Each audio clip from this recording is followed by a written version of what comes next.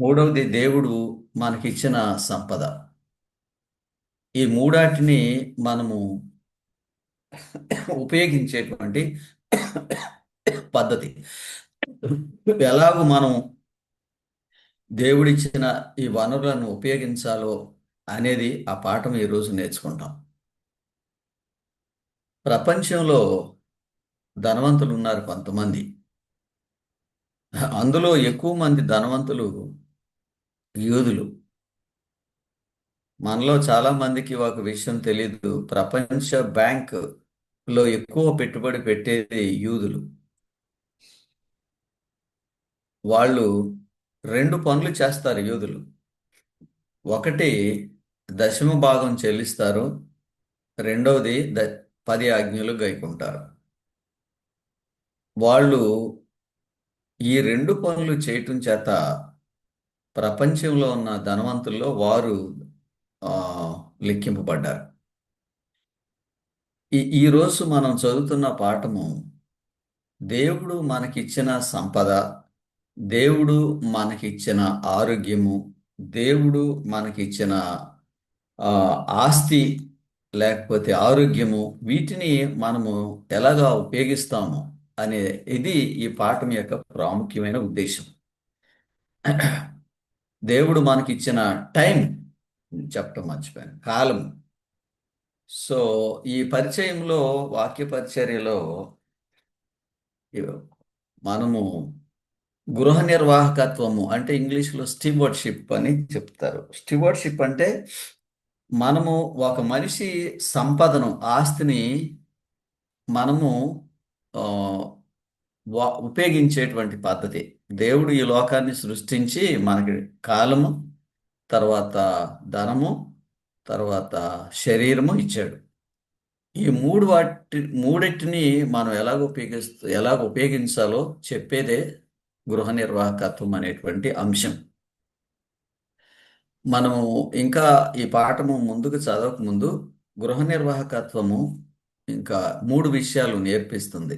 అందులో ఒకటి, దేవుడు సృష్టికర్త, దేవుడు పోషకుడు, దేవుడు సంరక్షకుడు.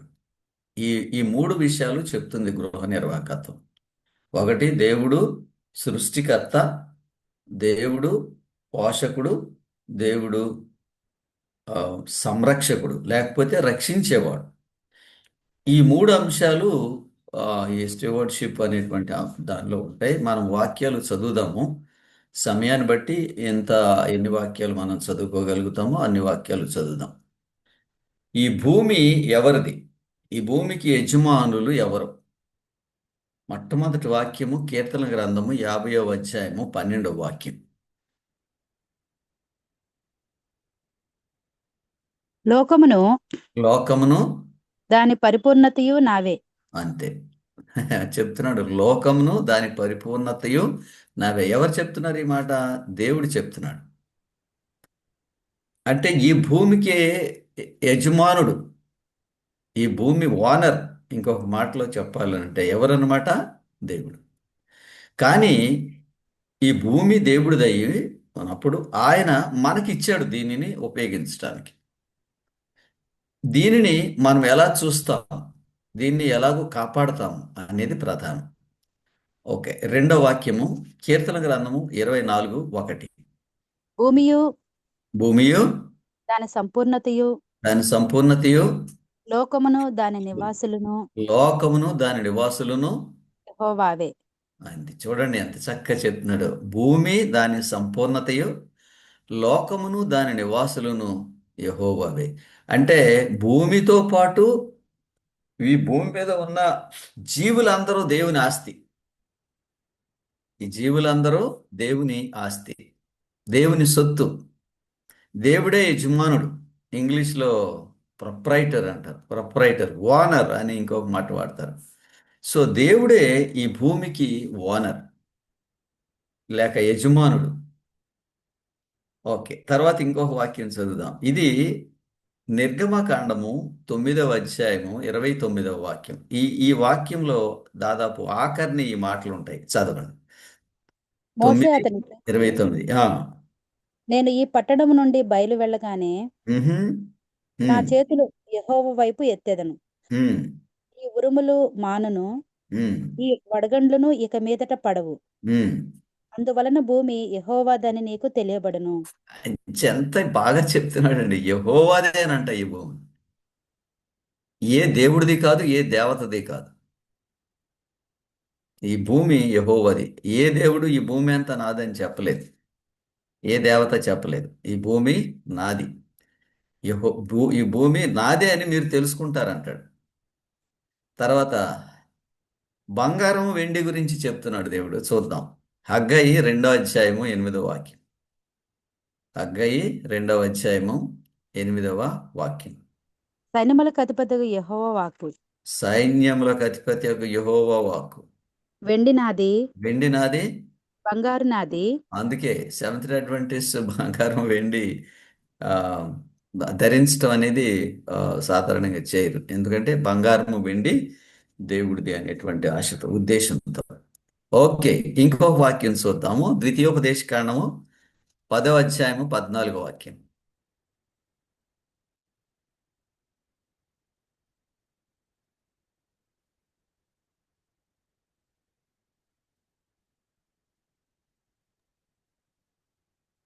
10వ అధ్యాయము 14వ వాక్యం. ఆకాశము ద్వితీయోపదేశకాండం. ఆ, ఆకాశము మహాకాశము ఆకాశము మహాకాశము భూమియు భూమియు అందున్నదంతయు అందున్నదంతయు. నీ దేవుడైన యెహోవావే. ఎంత స్పష్టంగా చెప్తున్నాడండి. ఈ భూమికి యజమానుడు ఎవరో ఎందుకు చెప్తున్నాడంటే ఈ భూమికి యెహోవా నేనేనని చెప్తున్నాడు. ఎందుకనంటే ఆయన మాట్లాడుతూ ఈ భూమిని సృష్టించిన విషయాలు స్పష్టంగా లేఖనాల్లో రాశాడు.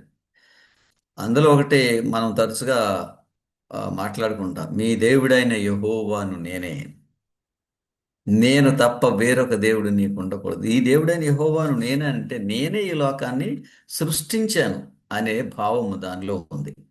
అందుకే ఈ లోకాన్ని నేను సృష్టించాను కాబట్టి నేను ఈ లోకం మీద ఆ, లోకానికి అధికారిని, లేక లోకానికి యజమానుని. కానీ మీకు ఇచ్చాను దీనిని, ఈ భూమిని మీరు పండించడానికి, భూమిని సేద్యం చేయటానికి మీకు శరీరం ఇచ్చాను పని చేయడానికి. మీకు టైం ఇచ్చాను.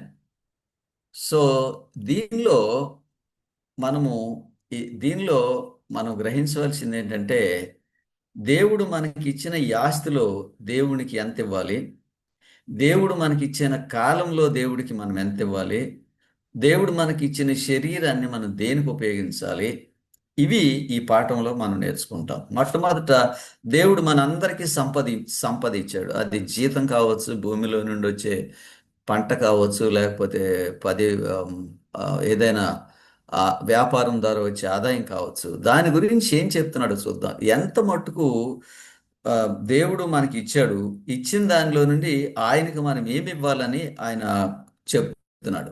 లేవియా కాండము 27వ అధ్యాయము 30వ వాక్యం. లేవియా కాండము 27వ అధ్యాయము 30వ వాక్యం. భూధాన్యములలోనేమి భూధాన్యములలోనేమి, వృక్ష ఫలములలోనేమి వృక్ష ఫలములలోనేమి, భూఫలములన్నిటిలో భూఫలములన్నిటిలో. దశమ భాగము యెహోవా సొమ్ము. ఎంత వండర్ఫుల్గా చెప్పాడండి. అంటే మనకి సంపాదించుకునేటువంటి యోగ్యత ఇచ్చాడు. మనం సంపాదించుకున్న తర్వాత అందులో దశమ భాగము దేవుడికి ఇవ్వాలని చెప్తున్నాడు. ఇది అర్జించే వాళ్ళందరూ, సంపాదించే వాళ్ళందరూ దీనిని గుర్తుంచుకోవాలి. ఎందుకు మనము ఈ దశమ భాగం ఆయనకి ఇవ్వాలి? ఇది కేవలము నేను సంపాదించటానికి నాకు సమర్థత దయచేసింది దేవుడే. నేను గుర్తించి ఈ 10వ భాగాన్ని మనము దేవుడికి ఇవ్వాలి అని చెప్పాడు. తరచుగా ఈ ప్రశ్న అడుగుతారు, ఇవ్వకపోతే ఏమవుతుంది? దశమ భాగం ఇవ్వకపోతే ఏమవుతుంది? ఇప్పుడు ఈ వాక్యాలు చదివితే చాలా సీరియస్గా ఉంటాయి. మలాకి 3వ అధ్యాయము 8, 9 వాక్యాలు.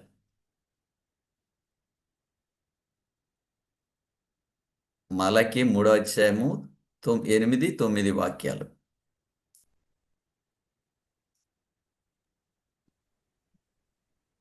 మానవుడు మానవుడు దేవుని యొద్ద దొంగిలినా దేవుని యొద్ద దొంగిలునా అయితే మీరు అయితే మీరు నా యొద్ద దొంగిలితిరి. మీరు నా యొద్ద దొంగిలితిరి.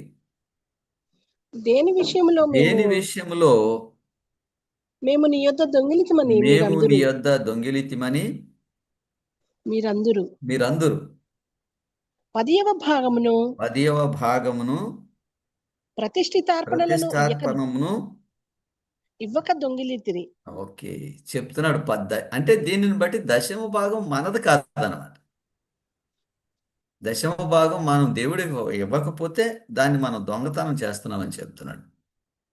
సో ఎందుకు దేవుడు ఈ దశమ భాగం ఎందుకు ఇచ్చాడు అనేది మొట్టమొదటి పాయింట్ ఏంటంటే, దానిని మనము తిరిగి ఇవ్వటం ద్వారా మనం దేవుని స్వరూపంలోకి, దేవుని వ్యక్తిత్వంలోకి మార్పు చెందుతాం. మనం ఎన్ని మాటలైనా చెప్పొచ్చు, ఎన్ని పనులైనా చేయొచ్చు, కానీ దశమ భాగం ఇవ్వవలసి వచ్చినప్పుడు చాలా ఆలోచన చేస్తాం. ఆ, చాలా మందికి దశమ భాగం మీద చాలా రకరకాలైన ఆలోచనలు ఉంటాయి. అయితే అంటున్నాడు దశమ భాగం నాది అన్నాడు. నువ్వు దాన్ని ఎవరికి ఇవ్వడానికి వీల్లేదు, నాది. రెండవది, దానిని ఇవ్వకపోతే దొంగతనం అని చెప్పాడు. మనము ఆజ్ఞల్లో 8వ ఆజ్ఞ ఆ, దొంగతనము చేయకూడదు అనేటువంటి ఆజ్ఞ మనము అలా మీరకపోవచ్చు, కానీ ఇలాగ మీరవచ్చు. ఇలాగ మీరతాం తెలియక. దశమ భాగం ఇవ్వకపోతే దొంగతనం చేసినట్లుగా చెప్తున్నాడు వాక్యంలో. తర్వాత 9వ వాక్యం చదవండి, ఇప్పుడు మీరు చదివిన అధ్యాయంలోనే. ఈ జనులందరూ ఈ జనులందరూ నా యొద్ద దొంగిలిచునే ఉన్నారు. నా యొద్ద దొంగిలిస్తూనే ఉన్నారు. మీరు శాపగ్రస్తులై మీరు ఉన్నారు. శాపగ్రస్తులై ఉన్నారు. ఎంత వండర్ఫుల్ గా చెప్పాడు చూసారా. దశమ భాగం అనేది ఏ రూపంలోనైనా సరే మనం సంపాదించేటువంటి ఆస్తి కానీ మనకు వచ్చేటువంటి ఆదాయం కానీ సమస్తము దేన్ని గురించి చెప్తుందంటే దశమ భాగం యెహోవా సొమ్ము అని చెప్పి అంటాడు. అది యెహోవాకు ప్రతిష్ఠితమగు. దశమ భాగం యెహోవా సొమ్ము, అది యెహోవాకు ప్రతిష్ఠితమగు. ఈ ప్రతిష్ఠితమగును అనేటువంటి మాట లేవి 27:30లో చదివాం మనం. అంటే దశమ భాగం ప్రతిష్ఠితమైనది. విశ్రాంతి దినము ఎలాగైతే పరిశుద్ధమైనదో దశమ భాగం కూడా అలాగే పరిశుద్ధమైంది. విశ్రాంతి దినాన్ని మనం ఎలా అయితే ఆచరిస్తామో అలాగే దశమ భాగం విషయంలో కూడా దేవునికి దశమ భాగాన్ని తిరిగి అప్పగించడం అనేది ఈ పాఠం యొక్క భావం. ఓకే, ఇప్పుడు ఇంకొక వాక్యం చదువుదాం. అదే అధ్యాయంలో, మీరు చదువుతున్న అధ్యాయంలోనే 10వ వాక్యం చదవండి. మలాకి 3:10. నా మందిరములో నా మందిరములో ఆహారముండునట్లు ఆహారం ఉన్నట్లు 10వ భాగమంతయు 10వ భాగం అంతయు. మీరు ఈ మాటలు చూడండి, 10వ భాగం అంతయు. చాలా క్లియర్ గా చెప్తాడు, 10వ భాగం అంతయు. అమ్మ చెప్పండి.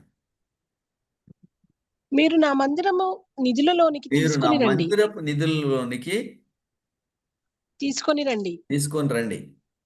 దీనిని చేసి దీన్ని చేసి మీరు నన్ను మీరు శోధించిన నన్ను ఎడల శోధించిన ఎడల నేను ఆకాశపు వాకిండ్లను విప్పి ఆకాశ వాక్యములను విప్పి జాలనంత విస్తారముగా ఉమ్, దీవెనలు కుమ్మరించదనని ఏం సైన్య మాటలండి బాబు. అందుకే నేను చెప్పాను ముందు, దశమ భాగం చెల్లించడం వల్ల ఆకాశ వాక్యండ్లు విప్పి పట్టజాలనంత విస్తారమైన దీవెనలను కుమ్మరించెదను అని చెప్పాడు. చక్కగా, చాలా ఎంత చక్కగా వివరించాడు చూడండి. ఆకాశ వాక్యండ్లు విప్పి పట్టజాలనంత విస్తారమైన దీవెనలను కుమ్మరించెదను. దీనిని చేసి మీరు నన్ను శోధించిన ఎడల అనేటువంటి మాట అన్నాడు. శోధించడం కాదు, పరీక్షించిన ఎడల. మీరు దీనిని చేసి నన్ను పరీక్షించినట్లయితే నేను మిమ్మల్ని ఆశీర్వదిస్తానని చెప్పాడు. ఇచ్చినట్లయితేనే మిమ్మల్ని ఆశీర్వదిస్తానని చెప్పాడు. సో కాబట్టి ఇక్కడ మనం ఆశీర్వాదం పొందటానికి మనకి 100 రూపాయలు ఉంటే దేవుడు 10 రూపాయలు ఆయన పని కొరకే ఇవ్వమని చెప్తున్నాడు. అది వివరంగా చెప్తాను, ఈ దేనికోసం ఆ దశమ భాగం వాడాలో. అయితే మనము 10 రూపాయలు తీసేస్తే 90 రూపాయలు మిగులుతాయి కదా, అది చాలా తక్కువేమని మనం అనుకుంటాం. దశమ భాగం చెల్లించిన తర్వాత మనకు 90 రూపాయలే మిగులుతాయి. అయితే ఈ మిగిలిన 90 రూపాయలని దేవుడు ఆశీర్వదిస్తాడు. మిగిలిన 90 రూపాయలని దేవుడు ఆశీర్వదిస్తాడు. అందుచేత దశమ భాగం ఇవ్వకుండా ఉన్న 100 రూపాయల కంటే దశమ భాగం ఇచ్చిన తర్వాత మిగిలిన 90 రూపాయలు విలువ ఎక్కువ. ఇక్కడ చెప్పాడు కదా, నా మందిరపు నిధిలోనికి తీసుకురండి, 10వ భాగం అంతయో నా మందిరపు నిధిలోనికి తీసుకొని రండి, దీనిని చేసి మీరు నన్ను పరీక్షించిన ఎడల ఆకాశ వాకిండ్లు విప్పి పట్టజాలనంత విస్తారమైన దీవెనలు కురమరించెదను. నా ఎక్స్పీరియన్స్, నేను 1976 సంవత్సరంలో పాస్టర్గా ఎన్నిక చేయబడ్డాను. ఇది 50 సంవత్సరాలు అయిపోయింది ఇప్పటికి. ఇంకా కొద్ది నెలల్లో 50 సంవత్సరాలు పూర్తవుతుంది. అప్పుడు నా జీతం 250 రూపాయలు. నేను 25 రూపాయలు దశమ భాగం సంస్థకు, సంఘానికి చెల్లించేవాడిని. అప్పటి నుంచి ఇప్పటి వరకు తేడా చూస్తే 25 రూపాయలు దశమ భాగం చెల్లించేవాడు, ఈ రోజు నేను 5,000 రూపాయలు దశమ భాగం చెల్లిస్తాను నెలకి, ప్రతి నెల. అంటే దేవుడు నన్ను ఆశీర్వదిస్తూ వచ్చాడు కాబట్టి ఈ విధంగా ఇది పెరుగుతూ వచ్చింది. 25 రూపాయల నుంచి నేను ఎక్కడికి వచ్చాను? 5,000కి వచ్చాను. అంటే దేవుడు నన్ను అలాగ ఆశీర్వదించాడు. అందులో ఒక మాట చెప్పాడు, దశమ భాగం అంతయు నా మందిరపు నిధిలోనికి తీసుకుని రండి. అప్పుడు మీరు నన్ను అలాగ చేసి నన్ను శోధించిన ఎడల, లేక పరీక్షించిన ఎడల ఆకాశ వాకిండ్లు విప్పి పట్టజాలనంత విస్తారమైన దీవెనలు మీ మీద కురమరించేదను. ఇది ఈ విధంగా దేవుడు చెప్పిన పద్ధతిని చిన్న చిన్న ఆదాయం దగ్గర నుంచి మనం మొదలుపెట్టి ఇస్తూ ఉంటే, దశమ భాగం దేవునికి ఇస్తూ ఉంటే అది మీకు ఆశీర్వాదంగా మారుతుంది. ఇందులో ఇంకొక విషయం చెప్తాను. కుటుంబంలో ఎవరో ఒకరో ఇద్దరో సంపాదించే వాళ్ళు ఉంటారు. అన్ని సందర్భాల్లో మరి వాళ్ళు మనకి అనుకూలమైన వాళ్ళు కాకపోతే సంపాదించే వాళ్ళు ఇవ్వలేని పరిస్థితి ఉంటుంది. అది కొంచెం బాధ కలిగిస్తుంది. అయినప్పటికీ పరిస్థితిని బట్టి దేవుడు ఆ విధంగా మనలను నడిపిస్తున్నాడు కాబట్టి ఆశీర్వాదం పొందటానికి దశమ భాగం ఇవ్వటం అనేది మంచిదని చెప్పాడు. మొట్టమొదట దశమ భాగం ఇచ్చిన వ్యక్తి ఎవరు? మొట్టమొదట దశమ భాగం ఇచ్చిన మనిషి పేరు అబ్రహాం. ఆదికాండము 14వ అధ్యాయము 20వ వాక్యం. ఆదికాండము 14వ అధ్యాయము 20వ వాక్యం నీ చదువుతారా? శత్రువులను ఆ, నీ చేతికి అప్పగించిన ఉమ్. సర్వోన్నతుడగు దేవుడు స్తుతింపబడును గాక సర్వోన్నతుడగు దేవుడు స్తుతింపబడును గాక అని స్తుతింపబడును చెప్పి, గాక. ఉమ్.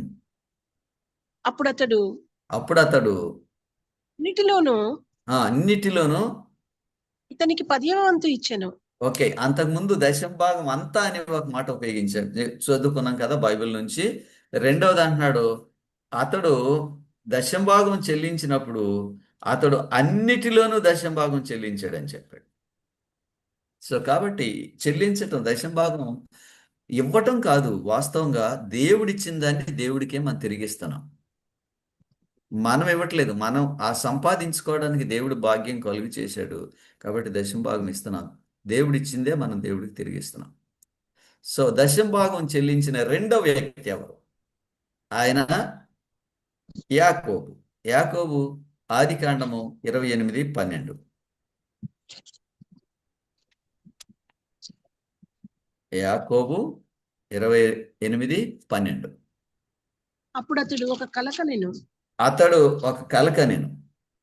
అందులో ఒక నిచ్చెన అందులో ఒక నిచ్చెన భూమి మీద నిలువబడి ఉండెను. 22 చదువుతున్నారా? 28 సార్, ఆదికాండము 22 చదువు. 28, 22. 22. Okay sir.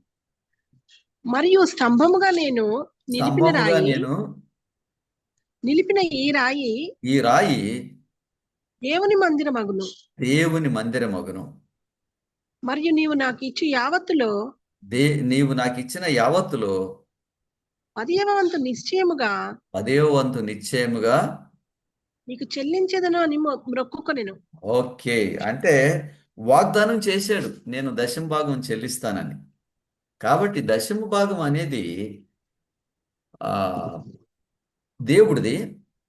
అది ప్రతిష్ఠితమైంది, పవిత్రమైన పరిశుద్ధమైనది.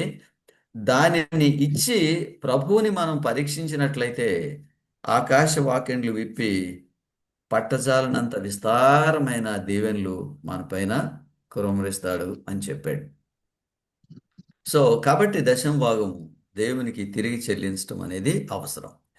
అయితే ఈ దశం భాగం చెల్లించకుండా ఉన్న 100 రూపాయల కంటే దశం భాగం చెల్లించిన తర్వాత మిగిలిన 90 రూపాయలు ఎక్కువ విలువైనవి. ఎందుకంటే అది దేవుని చేత ఆశీర్వదింపబడింది కనుక. ఓకే, ఇప్పుడు కంటిన్యూ చేద్దాం. ఈ దశమ భాగము ఎవరికి ఇచ్చాడు దేవుడు, దేనికోసం తీసుకోమని చెప్పాడు? 2 వాక్యాలు చదువుదాం. సంఖ్యాకాండము 28వ అధ్యాయము 21, 24. ఈ 2 వాక్యాలు. సంఖ్యాకాండము 18వ అధ్యాయము 21, 24 చదవండి. ఇదిగో ఉమ్, లేవీయులు చేయు సేవకు ఉమ్, అనగా ఉమ్, ప్రత్యక్షపు గుడారం యొక్క సేవకు ఉమ్. నేను ఇశ్రాయేలీయుల యొక్క దశమ భాగములన్నిటినీ వారికి స్వాస్యముగా ఇచ్చి తిని. ఓకే, లేవీయులు చేసేటువంటి పనికి దశమ భాగం ఇచ్చాను అని చెప్పాడు. మీకు ఒక సంగతి చెప్తాను ఇప్పుడు ఇక్కడ. లేవీయులు చేసేటువంటి పనిలో, ఆ రోజుల్లో లేవీయులు చేసేటువంటి పనిలో దేవుని ధర్మశాస్త్రమును మనుషులకు బోధించేవాళ్ళు. దేవుని ధర్మశాస్త్రమును బోధించే వాళ్ళని లేవీయులుగా లెక్కించారు. లేవీయుల్లో వేరు వేరు తరగతులు ఉన్నాయి, వేరు వేరు పనులు ఉన్నాయి. ఈ సందర్భంలో ఈ లేవీయులు ఎవరంటే దేవుని ధర్మశాస్త్రమును ఇశ్రాయేలీయులకు బోధించేవాడు. ఈ రోజుల్లో మనం కూడా ఈ కానుక లేకపోతే దశమ భాగము పాస్టర్ గారు మేము ప్రార్థన చేస్తాము అని వస్తారు. వాళ్ళకి ఈ దశమ భాగం తీసుకునే అర్హత లేదండి. అది డూప్లికేట్ సేవ. అది ఊరికే ప్రార్థన చేస్తానని వచ్చి కలెక్షన్ అనమాట. అన్ని ఊర్లు తిరిగి కలెక్ట్ చేసుకుంటారు. వాళ్ళ కోసం కాదు ఇది.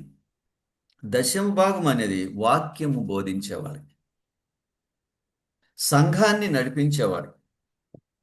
కాబట్టి ఎక్కువ భాగము క్రైస్తవ్యంలో ఇప్పుడు ఏమైపోయిందంటే ఈ దశమ భాగం అనే దాన్ని ఇటువంటి అంటే ఆ, జ్ఞాపకార్థంగా సేవ చేసుకునే వాళ్ళు వసూలు చేసుకుని బ్రతుకుతున్నారు. కానీ ఇది వాక్యము ఎవరు బోధిస్తారో వారే తీసుకోవటానికి అర్హులు. ఓకే, 24వ వాక్యం చదవండి, అదే అధ్యాయం. అయితే అయితే ఇశ్రాయేలీయులు ఇశ్రాయేలీలు యెహోవాకు ప్రతిష్టార్పణముగా అర్పించు ప్రతిష్టార్పణములుగా దశమ భాగములను అర్పించు దశమ భాగములను. నేను లేవీయులకు స్వాస్థ్యముగా ఇచ్చి తిని. ఓకే, మీకు ఒక విషయం చెప్తాను ఇక్కడ. ఇశ్రాయేలీలు వాళ్ళు ఐగుప్తు దేశం నుంచి కానాన్ దేశంలో ప్రవేశించిన తర్వాత ఇశ్రాయేలు దేశాన్ని 11 భాగాలు చేశాడు. అది యాకోబుకి 12 మంది సంతానం కదా, 11 భాగాలే చేశాడు. అందులో లేవీయులకు భాగం లేదు, వాటా లేదు. వాళ్ళు పరిచర్య చేసి దేవుని సంఘంలో పరిచర్య చేసి ఆ పరిచర్య వలన వచ్చేటువంటి ఆదాయంతో బ్రతకాలి. ఆ ఆదాయమే దశమ భాగం. అందుకని చెప్తున్నాడు చాలా స్పష్టంగా. అయితే ఇశ్రాయేలీయులు యెహోవాకు ప్రతిష్టార్పణములు అర్పించు దశమ భాగములను నేను లేవీయులకు స్వాస్థ్యంగా ఇచ్చి ఉన్నాను. అంటే దేవుని వాక్యం బోధించడానికి, దేవుని పరిచర్య చేయడానికి మందిరంలో నిర్మింపబడ్డవారు దశమ భాగము తీసుకోవడానికి అర్హులు. అందుచేత ఇశ్రాయేలీయుల మధ్య స్వాస్థ్యము సంపాదించకూడదని వారితో చెప్పాను. అంటే వాడికి భూమి లేదు, సేవ చేసి దశమ భాగాలతోటి మాత్రమే వాళ్ళు బ్రతకాలి అని చెప్పాడు. ఎంత వండర్ఫుల్ అండి సిస్టమ్. వాళ్ళకి భూభాగం ఇవ్వలేదు, సేద్యం చేసుకునే భూమి లేదు. కానీ మందిరంలో పరిచర్య చేసి ఆ మందిరంలో పరిచర్య వలన వచ్చేటువంటి దశమ భాగముల చేత వారు పోషింపబడాలి. దశమ భాగములు ప్రతిష్ఠిత అర్పణములు అనే మాట కూడా ఉంది. ఓకే, ఇప్పుడు ఆ దశమ భాగమును పాస్టర్ గారు చెల్లించాలా అనేది ఇప్పుడు ఒక ప్రాముఖ్యమైన క్వశ్చన్. దానికి నెహెమ్యా 10వ అధ్యాయము 37వ వాక్యం చదువుదాం. దశమ భాగము గుచ్చి నెహెమ్యా 10వ అధ్యాయము 37వ వాక్యం.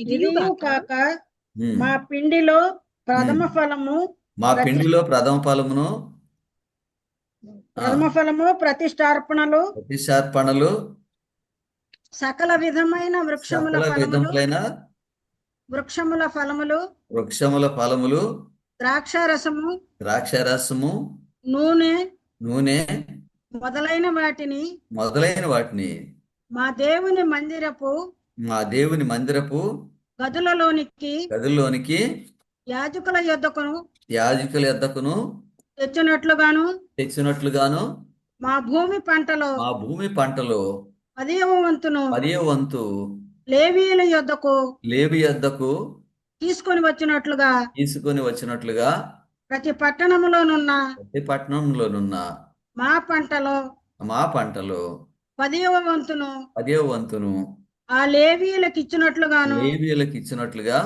నిర్ణయించుకుంటుమి. ఎందుకని ఇలా చేశారండి? ఎందుకని ఇప్పుడు ఇలా చెప్తున్నాడు? వీళ్ళు బబులోను సామ్రాజ్యానికి 70 సంవత్సరాలు బానిసలుగా ఉండడానికి వెళ్ళిపోయారు, కొనిపోబడ్డారు. వాళ్ళు తిరిగి వచ్చిన తరువాత నెహెమ్యా వీళ్ళకి నాయకత్వం వహించి, అంతకు ముందు మీరు దశమ భాగం చెల్లించినట్లుగా ఇప్పుడు మీరు చెల్లించాలని ఈ నియమం వాళ్ళకి పెట్టాడు. అందుకని మేము ఎలా నిశ్చయించుకున్నామని చెప్తున్నాడు.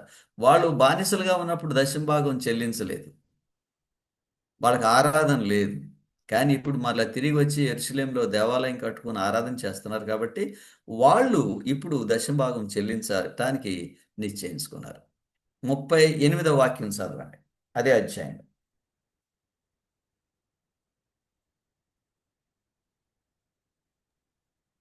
ఇశ్రాయేలీయులను ఆ, లేవీయులను ఉమ్, ధాన్యమును ఉమ్, ద్రాక్షారసమును ఉమ్, నూనెను తేగ ఉమ్, సేవ చేయు యాజకులను ఉమ్, ద్వారపాలకులను గాను గాయకులను వాటిని తీసుకొని ఉమ్, ప్రతిష్ఠితములకు ఉమ్, ఉపకరణములుండు మందిరపు గదులలో ఉంచవలెను.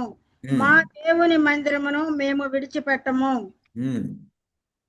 సో వాళ్ళు అలా ఉంచుకోవాలి అని చెప్పాడు. తర్వాత దీనిలో మనం ఏమి నేర్చుకున్నామంటే దశమ భాగంలో దశమ భాగం, వాళ్ళు దశమ భాగం తీసుకుని ఆ దశమ భాగంలో దశమ భాగము దేవాలయానికి మందిరానికి ఇవ్వాలి అని చెప్పాడు.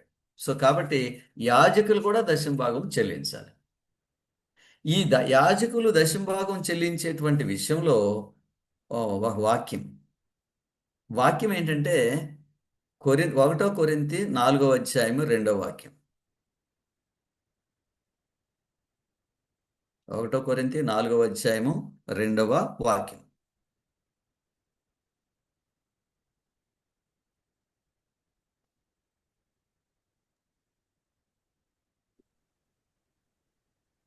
మరియు మరియు గృహ నిర్వాహకులలో గృహ నిర్వాహకులలో ప్రతి వాడును ప్రతి వాడును నమ్మకమైన వాడై ఉండుట అవశ్యము. నమ్మకస్తుడయుండుట అవశ్యము.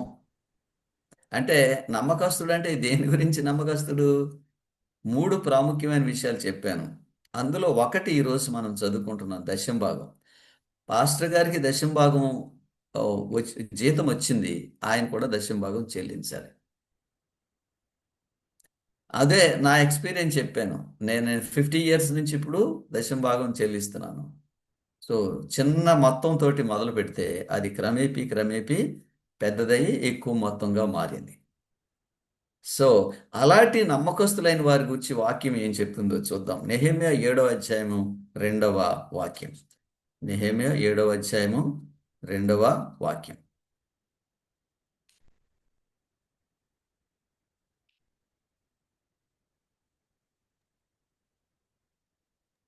సార్ ఎంత సార్?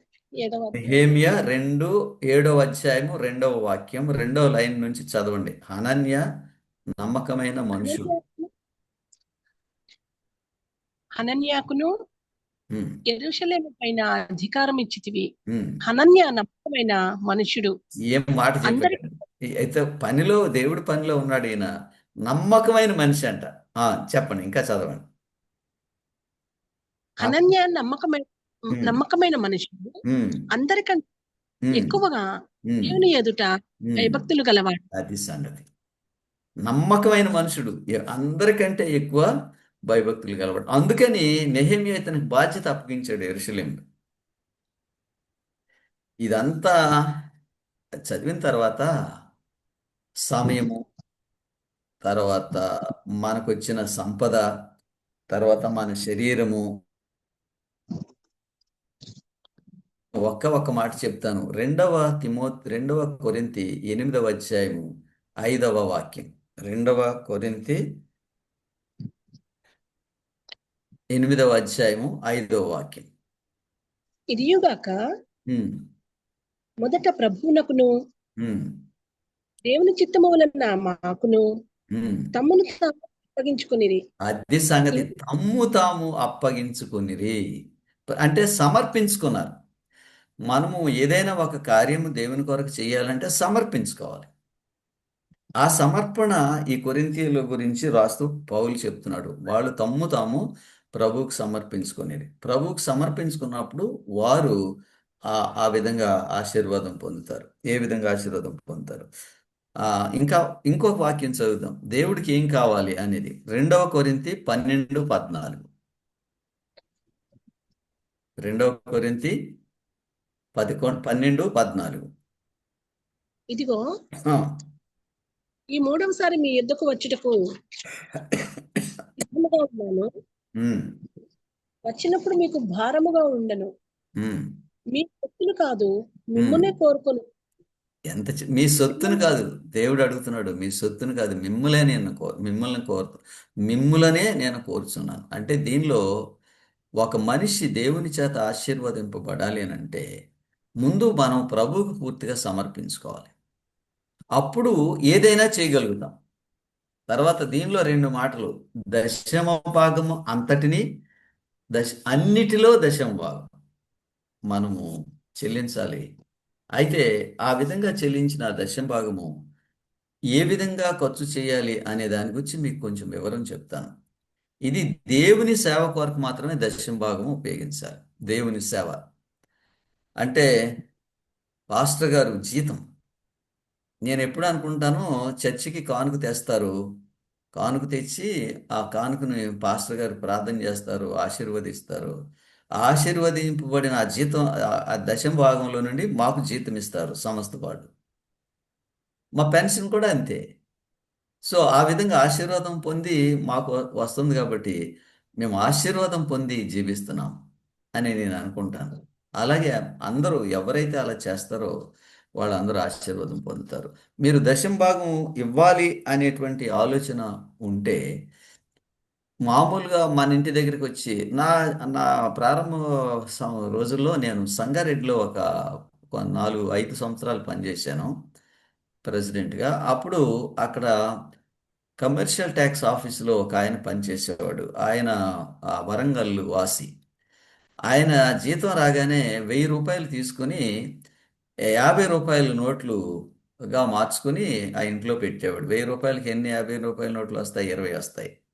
సో ఈ పాస్టర్ గారు దర్శించడానికి వచ్చే ప్రతి పాస్టర్ గారికి వాళ్ళు నెల నెల వచ్చి కలెక్షన్కి వస్తారు కదా, ఒక నోటు వాళ్ళకి ఇచ్చేవాడు. ఎవరు వచ్చినా సరే డబ్బులు లేవని చెప్పడు. ఆయనకు వచ్చిన దశమ భాగాన్ని ఆ విధంగా అందరికీ ఇచ్చేవాడు. నేను ఆయనకి తర్వాత చెప్పాను, నేర్పాను. ఇలాగ కాదు, మీరు దశమ భాగం అనేది దేవుని సేవ చేసే వాళ్ళకి ప్రత్యేకించి ఇవ్వాలి. కొంతమంది పేదవాళ్ళకి దశమ భాగం ఇస్తారు. దశమ భాగం పేదవాళ్ళకి ఇవ్వటానికి కాదు, సువార్థికులను పోషించడం కోసం, ముఖ్యంగా వాక్యము బోధించే వాళ్ళని. నేను ప్రార్థన చేస్తాను, రండి రండి రండి అని తొందర చేస్తారు కొంతమంది. వాళ్ళ కోసం కాదు ఈ దశమ భాగం. ఎవరైనా దశమ భాగం తీసుకోవాలనంటే మొట్టమొదట వాక్య పరిచర్య చేయాలి. రెండవది వాళ్ళు సంఘంలో పరిచర్య చేయాలి. ఆ విధంగా చేసే వాళ్ళ కోసం మీ దశమ భాగము మందిరంలో ఇవ్వమని చెప్పాడు. మనం దశమ భాగం ఇవ్వటానికి మనకి ఎటువంటి హృదయం ఉండాలి? ఇప్పుడు తర్వాత వాక్యం. ఎటువంటి హృదయంతో మనం కానుక ఇవ్వాలి? చాలామంది కానుక ఇచ్చి చాలా గొడవ చేస్తారు. నేను ఇంత కానుక ఇచ్చాను, అంత కానుక ఇచ్చాను అంటే వాళ్ళకి ఆశీర్వాదం రాదు. మనం కానుక ఇవ్వటం వరకే మన పని. అది మనం నేను ఇచ్చేటువంటి కానుకను మంచిగా, దశమ భాగాన్ని మంచిగా ఖర్చు పెట్టేటువంటి ఆ స్థలాన్ని లేకపోతే ఆ సంస్థను చూసుకోవాలి, అక్కడ ఇవ్వాలి. ఆ తర్వాత మనం ఇంక మర్చిపోవాలి. వారు దానిని ఉపయోగించే బాధ్యత వాళ్ళది. కానీ దేవుడు మిమ్మల్ని ఆశీర్వదిస్తాడు. అందుకని ముందు మనము క్లియర్ హార్ట్ తోటి దేవునికి దశంభాగాన్ని చెల్లించాలి. ఏ విధమైన వేరే ఆలోచన లేకుండా, ఇది నేను చేస్తున్నాను కాబట్టి నాకేదో లాభం రావాలి తిరిగి అనే ఉద్దేశం లేకుండా దశంభాగం హృదయపూర్వకంగా చెల్లించాలి. ఇందులో ఒక మాట చెప్పాడు, దశమ భాగం అంతా, అన్నిటిలో. ఈ రెండు మాటలు గుర్తుంచుకోండి. ఒకటో దినవృత్తాంతము 29:16. మా దేవా యెహోవా, మా దేవా యెహోవా, నీ పరిశుద్ధ నామము యొక్క నీ పరిశుద్ధ నామము యొక్క ఘనత కొరకు ఘనత కొరకు మందిరము కట్టించుటకై మందిరమును కట్టించుటకై మేము సమకూర్చిన ఈ మేము సమకూర్చిన సమస్త ఆదాయమును నీ వలన కలిగినదే. చూడండి, దేవుడికి ఇచ్చేటప్పుడు మనం ఏం ఆలోచించాలి? దేవుడే మనకి ఇచ్చాడు. ఇది కలిగింది అదంతా ఏమంటాడు? నీ వలన కలిగిందే. చూడండి, అది దేవుడే నాకు ఇచ్చాడు కాబట్టి నేను ఆయనకి తిరిగిస్తున్నాను. మనకి ఇచ్చేటువంటి హృదయము, ఇచ్చేటువంటి భావము నేర్పటానికి దేవుడు 10వ వంతు పెట్టాడు. దాని ద్వారా దేవుని స్వరూపంలోకి మనం మార్పు చెందుతాం. ఇవ్వటం అనేది దేవుని స్వరూపంలోకి మార్పు చెందేలా చేస్తుంది. 17వ వాక్యం చదవండి అదే అధ్యాయంలో. నా దేవా, నా దేవా, నీవు హృదయ పరిశోధన చేయుచు నీ హృదయ పరిశోధన చేయుచు యథార్థవంతుల యందు యథార్థవంతులు యందు ఇష్టపడుచున్నావని నేను ఎరుగుదును. ఇష్టపడుచున్నావని నేను ఎరుగుదును. అంటే యథార్థమైన హృదయంతో. కంటిన్యూ.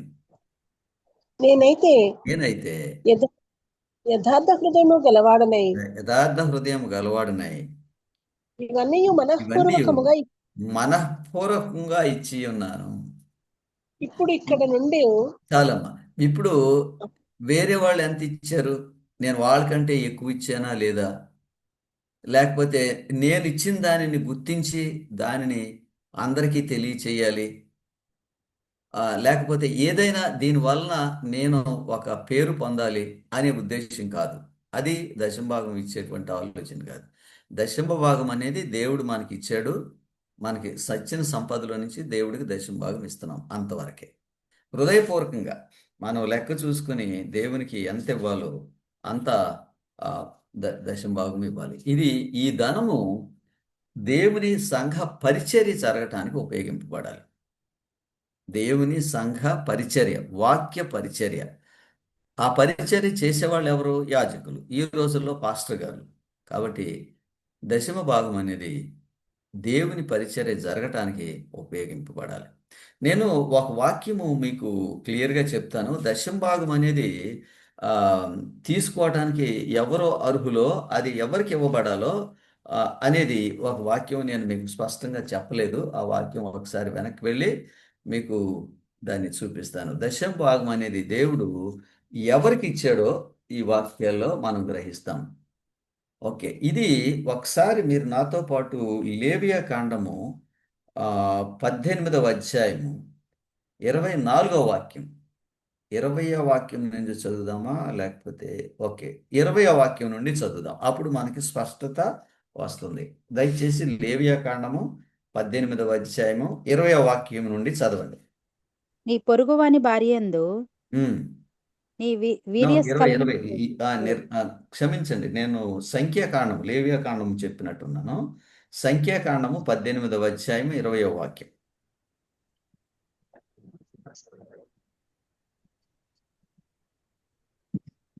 మరియు యెహోవా అహరోనుతో ఇట్లనెను, వారి దేశములో నీకు స్వాస్యము కలుగదు.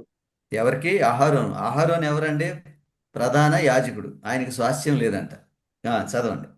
వారి మధ్యను నీకు పాలు ఉండదు. నీకు పాలు ఉండదు. ఇశ్రాయేలుల మధ్యను నీ పాలు నీ స్వాస్యము నేనే. అంటే దేవుడే వాళ్ళకి స్వాస్యం అంట, సేవ చేసే వాళ్ళకి. అంటే దేవుడే ఆయన స్వాస్యం అంటే దేవుడు ఏం తీసుకుంటున్నాడు మన దగ్గర నుంచి? 21 చదవండి. ఇదిగో లేవీయులు చేయు సేవకు అనగా ప్రత్యక్షపు గుడారము యొక్క సేవకు ప్రత్యక్ష గుడారం యొక్క సేవకు నేను ఇశ్రాయేలీయుల యొక్క ఇశ్రాయేలీయుల యొక్క దశమ భాగములన్నిటినీ దశమ భాగములని వారికి స్వాస్థ్యముగా ఇచ్చితిని. అది సంగతి. ఎంత చక్కగా చెప్పాడు చూడండి. దశమ భాగములన్నీ లేవీయులకు స్వాస్థ్యంగా ఇచ్చానని చెప్పాడు. కాబట్టి దశమ భాగం అనేది దేవుని సేవ కొరకు ఉపయోగింపబడాలి. పేద పిల్లల కోసం లేకపోతే ఇంకేదన్నా వేరే వేరే కార్యక్రమాల కోసం కాదు దశమ భాగం. దశమ భాగము సంఘంలో పరిచర్య చేయటం కోసం ఇవ్వాలి. ఇప్పుడు మన అడ్వెంటిస్ట్ చర్చ్కి ఒక సిస్టమ్ ఉంది. మనం మందిరంలో తీసుకెళ్లి దశమ భాగం ఇచ్చినప్పుడు వాళ్ళు దానిని సెక్షన్ ఆఫీస్కి పంపిస్తారు. ఎందుకనంటే కొన్ని సంఘాల్లో ఎక్కువ దశమ భాగం వస్తుంది, కొన్ని సంఘాల్లో తక్కువ దశమ భాగం వస్తుంది. అప్పుడు ఎక్కువ దశమ భాగం వచ్చే దాన్ని తీసుకుని దశమ భాగం తక్కువ వచ్చేటువంటి సంఘాల్లో పనిచేసే పాస్టర్ గారికి ఒక వేజ్ స్కేల్ అని పెట్టి దాని ప్రకారం జీతం ఇవ్వటానికి అలా చేస్తారు. అందుకని ఈ సిస్టము మనం అనుసరించాలి. దశమ భాగం అనేది వేరే ఏ పనికి ఇవ్వవలసింది కాదు, దేవుని సేవ కొరకు జరగటానికే ఉపయోగించాలి. ఇలాగూ ఎక్కువ ఇప్పటి వరకు మన క్రిస్టియన్ చర్చిలో ఇలా బోధించలేదు. కొన్ని సంఘాలకైతే దశమ భాగమే లేదు, కొన్ని సంఘాలకి దశమ భాగం లేదు. కానుక వాళ్ళ కలెక్షన్ అంటారు, నెలకి ఇంత కలెక్షన్ అని తీసుకుంటారు. అది కరెక్ట్ కాదు. దశమ భాగం మనము చెల్లించాలి. దశమ భాగం చెల్లించడం వల్ల పేదరికం నిర్మూలం అవుతుంది. ఎందుకనంటే దేవుడు ఆశీర్వదిస్తాడు. నేను నా అనుభవం చెప్పాను. ఇక్కడ 25 రూపాయల నుంచి ఎక్కడి వరకు వచ్చాను? 5,000 వరకు వచ్చాను ఎవ్రీ మంత్. కాబట్టి ఆ విధంగా మనం ఆశీర్వదింపబడతాం. పేదరికం నిర్మూలం కావాలి అని అంటే మనుషులు దేవునికి దశమ భాగం ఇవ్వాలి. ఆయన చెప్పాడు, మీరు ఇచ్చి నన్ను పరీక్షించండి, మీకు ఆకాశ వాకిండ్లు విప్పి పట్టజాలనన్ని విస్తారమైన దీవెనలు కురమరించారు. సో ఇది దశమ భాగం గురించిన పాఠము. దశమ భాగం అనేది దేవుని సేవ కొరకు వాడవలసింది, దేవుని సేవకులకు వాడాలి. అందులో ముఖ్యంగా వాక్య పరిచర్య చేసే వాళ్ళకి. నేను ప్రార్థన చేస్తాను అని ఇప్పుడు భుజమైన సంచి భుజాన్ని వేసుకొని తిరిగి వచ్చే వాళ్ళ కోసం కాదు అది. సో దశమ భాగము గురించి చెప్పాడు, అది యెహోవాకు ప్రతిష్ఠిత మగును. 10వ వంతు ప్రతిష్టం. ఆ ప్రతిష్టమైంది దేవుడికి ఇచ్చినప్పుడు తగిన మిగిలిన 90% దేవుడు బహుగా ఆశీర్వదిస్తాడు. ఒకవేళ ఎవరైనా మనుషులు ఇవ్వటానికి ఆ దశమ భాగం ఇవ్వటానికి వాళ్ళు నిశ్చయించుకోవట్లేదు అనుకోండి, వాళ్ళ పరిస్థితి ఎలా ఉంటుందో దీనిలో మనం ఒకసారి వాక్యము చూద్దాం.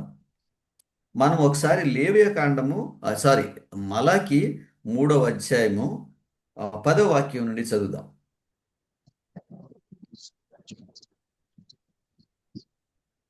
మలాకి 3వ అధ్యాయము 10వ వాక్యం. నా మందిరంలో ఆహారం ఉన్నట్లు దేవ భాగమంతయు 10వ భాగమంతయు మీరు నా మందిరపు నిధిలోనికి తీసుకొని రండి. దీనిని చేసి మీరు నన్ను శోధించిన ఎడల నేను ఆకాశపు వాకిండ్లను విప్పి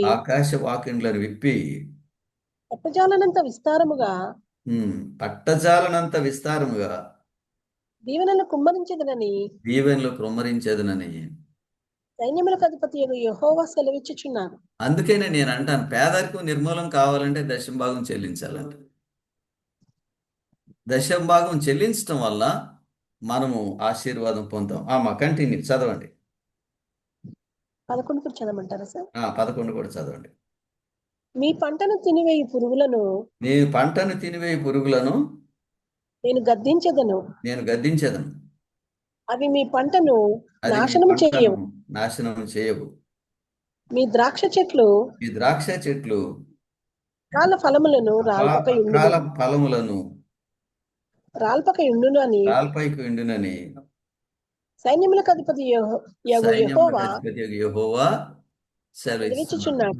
వీళ్ళకి పంట గురించి ఎందుకు చెప్పాడంటే, వాళ్ళు వ్యవసాయం చేసేవాళ్ళు కాబట్టి వాళ్ళకి ఈ పంట గురించి ఆయన వివరించాడు. కాబట్టి దశమ భాగం అనేది దేవునికి తిరిగి ఇవ్వటం ద్వారా మనం దేవుని స్వరూపంలోనికి మార్పు చెందుతాము.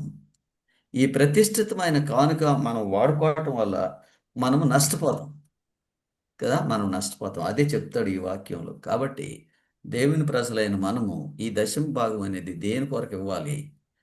మందిరపు సేవ కొరకు అది ఇవ్వాలి. ముఖ్యంగా వాక్య పరిచర్య జరగటానికి, సువార్త ప్రకటన జరగటానికి, సువార్త అనేకమైన ప్రదేశాల్లో ప్రకటింపబడటానికి, మందిరంలో పరిచర్య చేయడానికి, ఇటువంటి పనులు చేయడానికి దశమ భాగము ఇవ్వవలసి ఉంది. సో ఇప్పుడు మన టైము అయిపోయింది.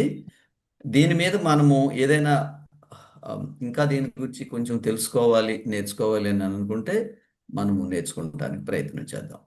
ఇప్పటి వరకు దేవుని వాక్యాన్ని విన్న మీ అందరినీ దేవుడు దీవించుగాక. నేను ప్రార్థన చేస్తాను. ప్రార్థన చేసిన తర్వాత మీకు ఏమైనా ప్రశ్నలు ఉంటే అడగవచ్చు.